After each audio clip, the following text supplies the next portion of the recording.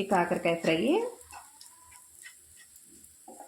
కరివేపాకు పల్లీలు మూలన మంచి వాసనతో చాలా టేస్టీగా ఉండిద్దండి. ఈ ఫ్రై పప్పు చేసుకున్నప్పుడు, సాంబార్ పెట్టుకున్నప్పుడు ఈ ఫ్రై చేసుకుంటే అండి సూపర్ అంటే సూపర్ టేస్ట్ ఉండిద్దండి.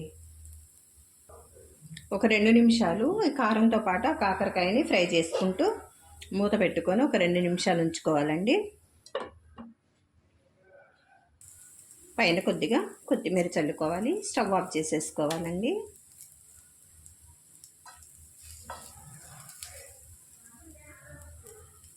రెడీ అయిపోయిందండి. సులువుగా, ఈజీగా, టేస్టీగా పల్లీల పొడితో కాకరకాయ ఫ్రై.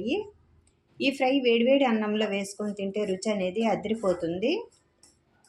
పప్పు చేసుకున్నప్పుడు, సాంబార్ చేసుకున్నప్పుడు సైడ్ డిష్గా కూడా చేసుకుంటే చాలా బాగుంటుంది.